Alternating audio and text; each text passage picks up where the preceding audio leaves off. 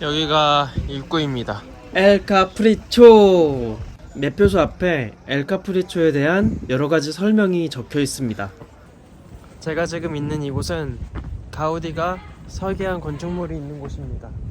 여기 관광객들이 좀 많아요. 일단 저는 짐을 그 안내데스크에 맡길 수 있다고 해서 맡겨두고 나왔습니다. 짜잔!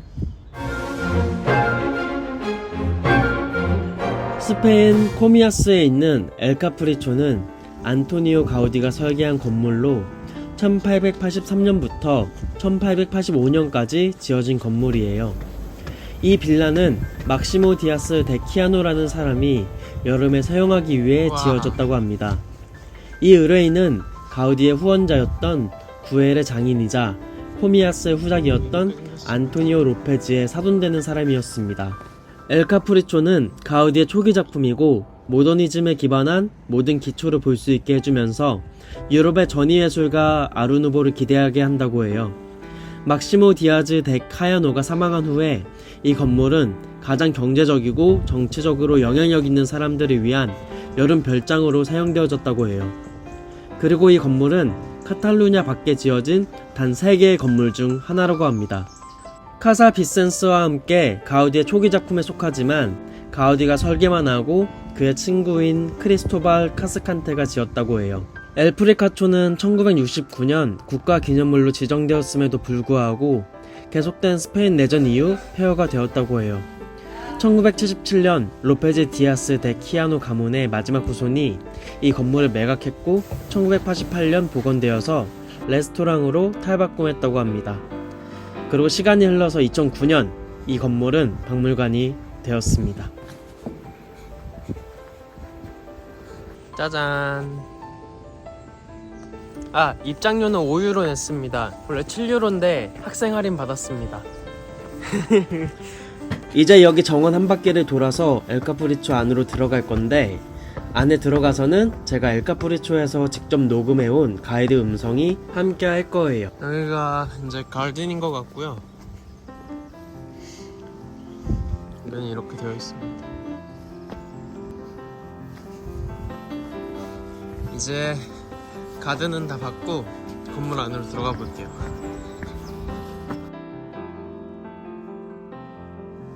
너무나 특별한 장소인 가우디의 엘카프리초에 방문해 주셔서 정말 감사드립니다. 가이드는 여러분을 집 안팎으로 안내해 드리겠다고 말하고 있습니다. 안토니오 가우디가 엘카프리초를 어떻게 구상했고 소유자인 막시모 디아스 데 키아노가 어떻게 엘카프리초를 즐겼는지에 대해서, 그리고 알려지지 않는 이야기와 숨겨진 비밀에 대해서 흥미로운 이야기를 해준다고 합니다.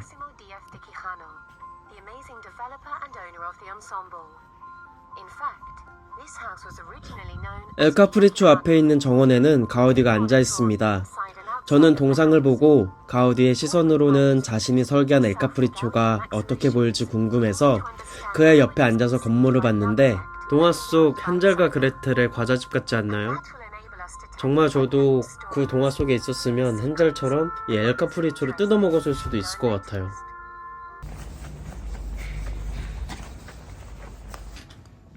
날씨 정보나 중앙 난방이 없던 시대에는 날씨를 예측하기 어려워서 오늘 날씨가 어떨지, 내일은 또 어떤 날씨일지, 눈이 올지 비가 올지 알기 힘들었을 거예요. 그래서 엘카프리초 중앙에 있는 이 온실은 예측할 수 없는 날씨에 대비하기 위해 특별한 목적을 갖고 설계되었다고 합니다. 온실은 남쪽을 향하고 있고 건물의 나머지 부분은 U자 모양으로 가려져 있어서 북풍으로부터 이 건물을 보호한다고 해요.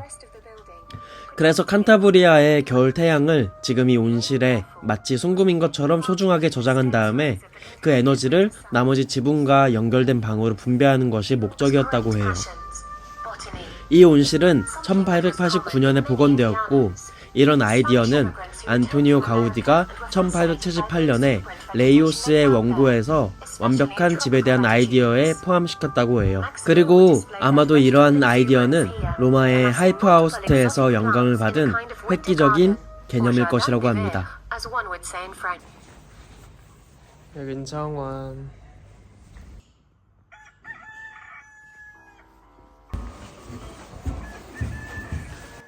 막시모 디아스 데 키아노의 방에 오신 것을 환영합니다. 여기는 엘카프리초에서 가장 동쪽에 있는 방이고 코밀라스와 전 세계 모든 곳에서 가장 먼저 태양이 뜨는 주요 지점입니다. 동쪽이라는 표현을 이렇게 하고 있는 것 같아요.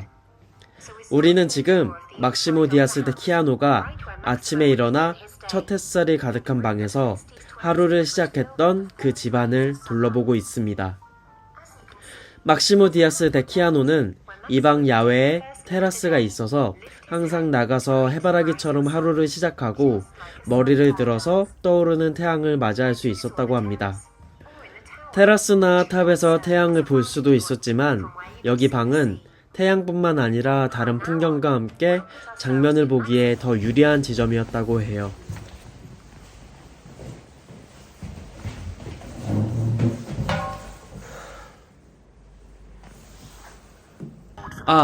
그리고 아까 온실에 식물이 많았잖아요. 막시모 디아스 데 키아노는 식물학에 큰 열정을 갖고 있었고 그 중에 특히 열대지방의 무성한 식물에 매료가 되어 있었대요. 그래서 겨울 정원에 이국적인 식물을 모았고 이건 프랑스어로 아르딘 사슴이라고 불렸대요. 여긴 지금 침실 앞에 있는 테라스입니다. 짜잔. 나는 해가 뜨는 순간부터 지는 순간까지 태양의 움직임을 지켜보게 될 것 같습니다. 그러다 보면 목욕실에 이르게 되겠죠. 이 공간은 당시 가정에서는 보기 드문 사치였는데 아직 온수가 보편화되지 않았기 때문입니다. 그렇게 이곳은 막시모의 부르주아적 삶을 가장 잘 보여주는 공간이라고 할 수 있습니다. 이곳에서 그는 온몸을 담글 수 있는 욕조라는 소수만이 누릴 수 있었던 특권을 즐길 수 있었습니다. 19세기 후반에는 이런 목욕을 얼마나 자주 했을까요? 글쎄요, 매일같이 했다고 생각하면 오산입니다. 이곳은 엘카프리초에서의 서재입니다. 막시모 디아스 데 키아노는 일을 시작할 시간이 되면 그의 서재로 왔습니다. 그의 직업은 코밀라스 후작과 마찬가지로 미국과 세계 다른 지역에서 부를 축적한 다른 인디언들의 법률 문제를 처리하는 변호사였습니다. 또한 막시모 디아스 데 키아노는 작가이자 칼럼니스트였으며 칸타브리아 문화와 긴밀한 관련이 있는 사고방식을 가진 사람이었기 때문에 지적 관심사를 개발할 수 있는 공간이 필요했습니다. 서재는 북쪽에 있었지만 거실과 복도라는 두 개의 다른 방으로 인해 건물의 온도를 조절하는 온실과 연결되어 있었고 원래의 접이식 문 덕분에 독립된 공간을 형성할 수 있었습니다. 북쪽이라 햇볕이 쬐지 않고 직사광선이 들지는 않지만 온실 덕분에 다른 방들과 똑같은 환경을 느낄 수 있었습니다. 여기 테라스에 이렇게 앉을 수 있게 벤치가 있는데 되게 신기해요. 원래 보통은 여기까지 다 펜스가 있는데 벤치가 있으니까 앉아서 이렇게 마을도 보고 자기 건축물도 보고 성당도 이렇게 볼 수 있었어서 되게 좋았을 것 같아요. 외벽이 너무 예뻐요. 짜잔. 이번에 가볼 곳은 여기 엘카프리초의 메인 방입니다. 여기서 막시모 디아스 데 키아노가 사회적 모임을 주최하며 사람들과 교류했습니다. 막시모는 자신의 음악을 연주하거나 다른 사람들이 좋아하는 음악을 선보였고 방에 반원형 천장 덕분에 음악이 방 안 곳곳에 울려 퍼졌습니다. 창문 쪽으로 가면 그곳에서도 음악을 듣는 듯한 느낌을 받을 수 있습니다. 방 밖으로는 오세이 구엘과 같은 유명한 이웃들의 대저택이 보이고 그들은 막시모에 대해 많은 정보를 알고 있었습니다. 익스트로디너리 로타일이라는 작품도 여기서 볼 수 있으며 이는 막시모의 소유자 지위와 취향을 나타내는 중요한 요소로 보입니다. 이곳을 방문한 손님이라면 음악과 건축 그리고 그 사회적 분위기에서 많은 인상을 받을 것입니다. 우리는 최대한 많은 음악 전용 모임이 언제 끝나는지 혹은 그가 얼마나 자주 이런 모임을 열었는지 정확히 알 수는 없지만 평범한 하루는 이곳 알카보 서쪽 구역, 즉 건축학적 해바라기의 궤적이 끝나는 지점인 식당에서 해가 지고 나서 마무리되곤 했습니다. 저녁 식사 후에는 휴식 시간이 이어졌는데 당시 보야르 계층에서 흔히 즐기던 활동, 특히 마키드 코미아스가 필리핀 담배 회사를 소유하고 있었다는 점을 감안하면 상류 사회에서는 더욱 흔했던 흡연이 그중 하나였습니다. 이를 위해 안토니오 가우디는 두 개의 독특한 공간을 설계했습니다. 하나는 백합, 장미, 데이지로 장식된 석고 천장이 설치된 식당이며 다른 하나는 교회의 후진을 닮은 형태의 다중 아치 구조와 섬세한 장식이 새겨진 격자 천장, 코폴드 셀링이 있는 흡연실이었습니다. 이곳은 매우 아늑한 공간이었습니다.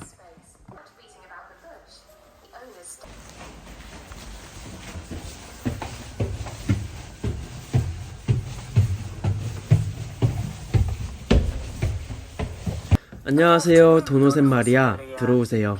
감사합니다. 그 목록과 목표는 그가 라베나 몬타나라는 잡지에서 함께 일하는 친구이자 협력자인 만큼 그의 눈으로 세상을 보고 그가 무엇을 생각할지 한 걸음씩 따라가며 이해해 보는 것입니다. 아름다운 창문과 그 기하학적 패턴들이 색깔로 가득 차 있네요.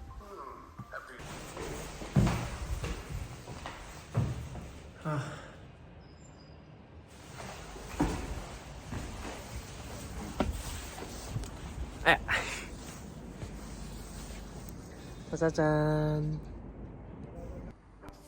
싱글이면서 바쁘고 부유하며 교양까지 갖춘 막시모. 이런 조건을 가진 그가 직접 바닥을 청소하거나 요리를 하고 빨래를 하거나 냉장고를 정리하거나 마차를 몰 것이라고 기대하기는 어려웠습니다. 이러한 일들은 가정부나 마부 같은 가사 도우미들이 담당했습니다. 이들은 다락방의 모습을 드러내곤 했습니다. 이 공간은 집의 가장 위층에 위치해 있었는데 당시에는 가사 도우미들이 집 안에 어둡고 음침한 구석진 공간에 배치되는 경우가 많았던 것과는 대조적으로 이곳은 상당히 이례적이었습니다. 그러나 엘카프리초에서는 그렇지 않았습니다. 오히려 오는 날에는 가장 인기 있는 공간이 될 만한 장소였습니다. 가우디는 이러한 공간들에 큰 가치를 부여했습니다. 탁 트인 구조에 자연광이 가득 들어오는 공간으로 독특한 오크 재질의 가위형, 시저 구조 덕분에 이러한 효과를 얻을 수 있었습니다. 이 구조는 고딕 건축에서 흔히 사용되던 기법으로 19세기에 다시 유행하게 되었으며 카탈로냐 출신의 이 건축가는 이를 어떻게든 개선하고자 노력했습니다. 이 결과물을 보니 그의 목표가 성공했다고 생각하시나요?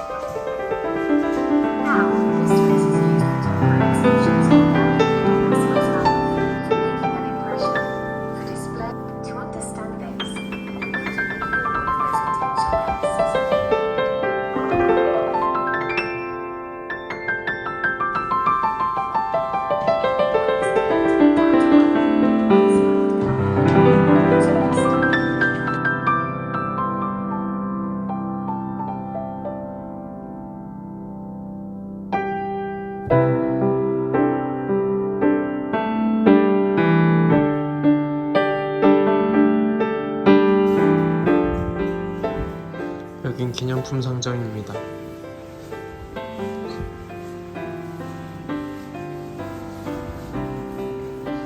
저 예전에 이거 레온에서 본 것 같아요.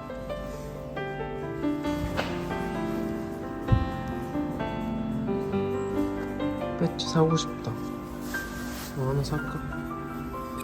예쁘네요. 이것보다 이게 더 예쁜 것 같아.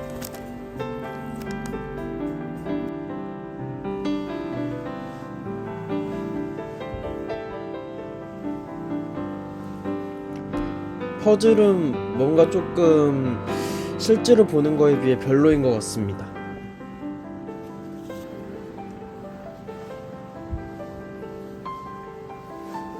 지금 보이는 이 도마뱀은 스페인 바르셀로나의 구엘 공원에 가면 실제로 볼 수 있습니다.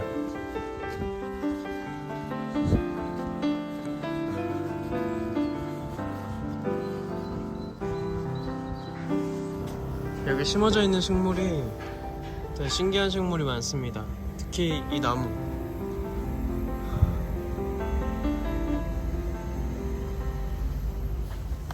가우디 건축물처럼 되게 뾰족뾰족해. 아 따가. 되게 뾰족뾰족하고 오돌토돌한 게 엄청 많습니다. 신기하다. 이제 갑니다. 안녕. 너 덕분에 잘 들었어. 고마워. 가우디 빠빠이. 바이.